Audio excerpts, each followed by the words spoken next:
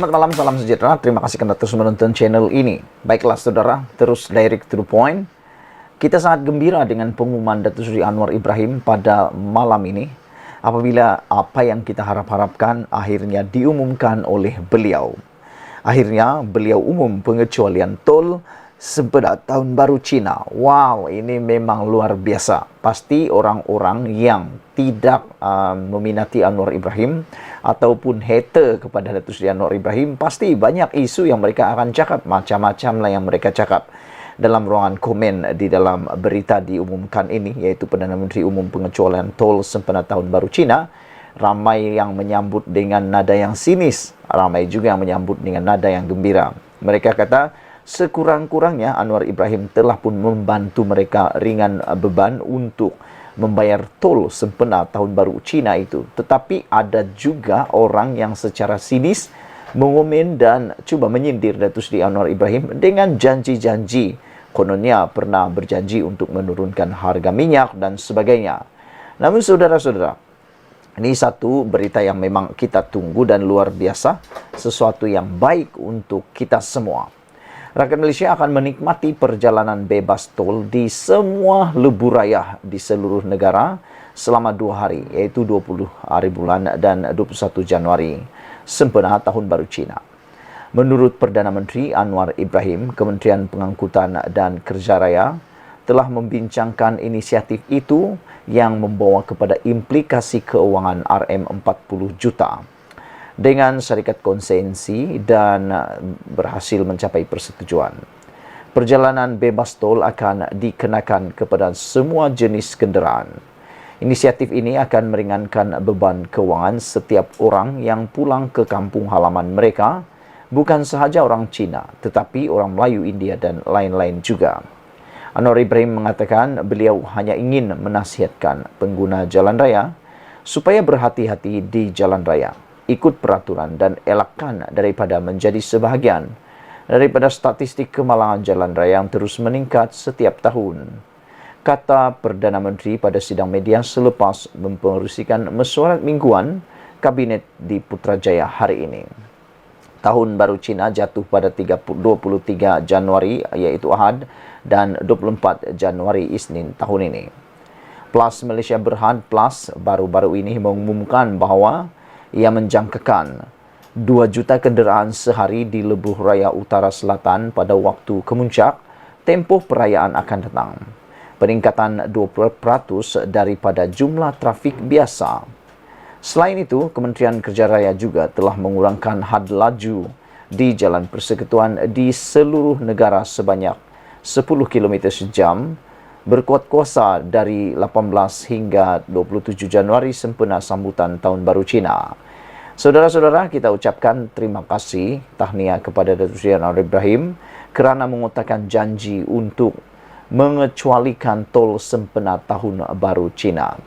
Meskipun ramai orang yang menyindir secara sinis, mereka kata berapa sangatlah, tetapi nampaknya apa yang dikatakan oleh Anwar Ibrahim ditepati dan implikasi keuangan 40 juta ini sebenarnya satu jumlah yang bukan kecil daripada kerajaan yang telah disumbangkan untuk kemakmuran dan kesejahteraan rakyat.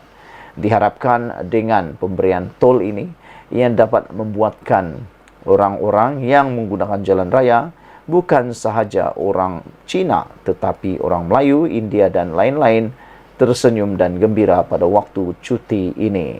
Sekian dulu, kita ikuti ulasan yang seterusnya. Selamat malam, salam sejahtera. Ini satu lagi pendedahan daripada SPRM, tangkapan SPRM yang memang mengejutkan kita apabila pengarah bahagian kementerian ditahan ataupun ditangkap. Apa cerita? Wah, ini memang hebat. Sebelum kita teruskan, sila tekan butang subscribe untuk mendapatkan isu-isu terkini daripada channel ini. Baik saudara, baru beberapa bulan atau dengan kata lain, baru menghampiri 50 hari Datuk Seri Anwar Ibrahim menjadi Perdana Menteri, sudah banyak tangkapan-tangkapan SPRM. Tiba-tiba macam SPRM ini hidup pula.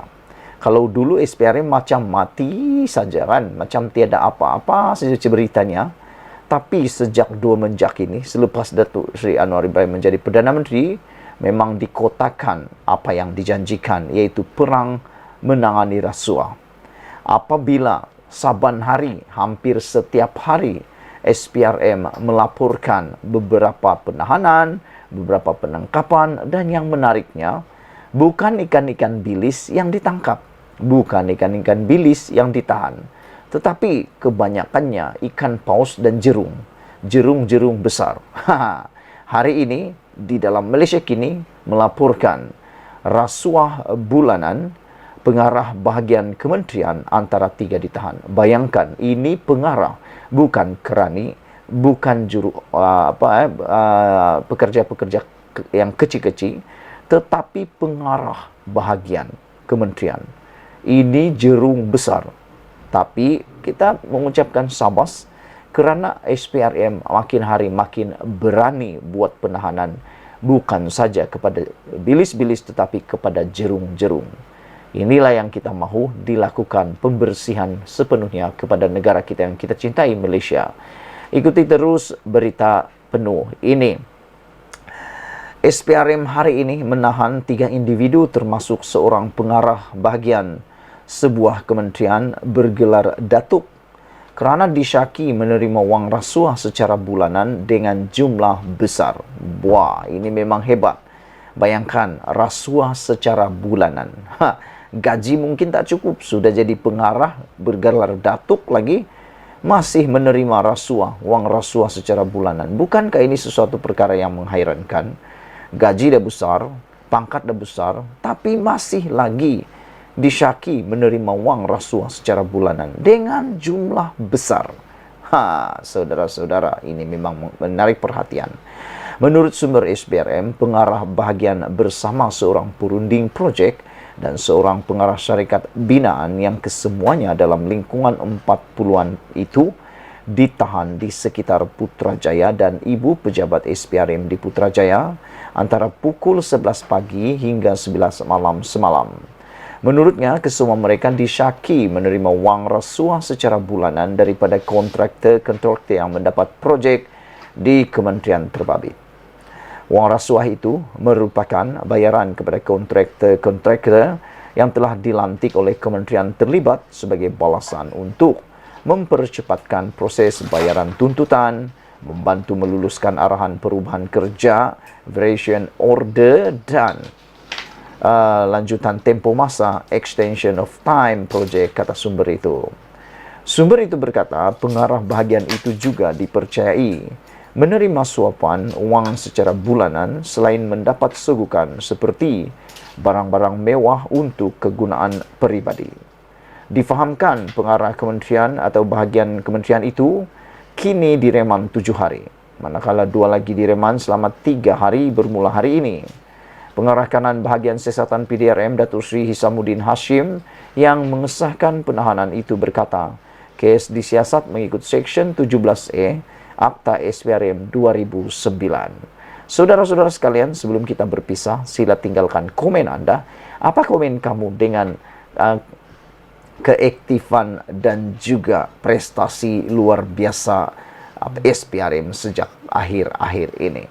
Kita hairan kenapa sebelum ini SPRM macam jarang-jarang membuat tangkapan, tapi sejak akhir-akhir ini begitu aktif pula tangkapan dan penahanannya. Dan yang luar biasa, kita bangga bukan kaleng-kaleng yang ditahan, bukan ikan-ikan bilis, tapi jerung-jerungnya. Seperti yang saya pernah kata, untuk selesaikan masalah rasuah di Malaysia, ianya harus dimulakan dengan jerung dahulu, bukan ikan bilis. Karena kalau ikan bilis ditangkap, jerungnya tetap ada di situ, memusnahkan negara kita. Sekian dulu untuk kali ini. Jangan lupa tinggalkan komen Anda. Ikuti terus ulasan selepas ini.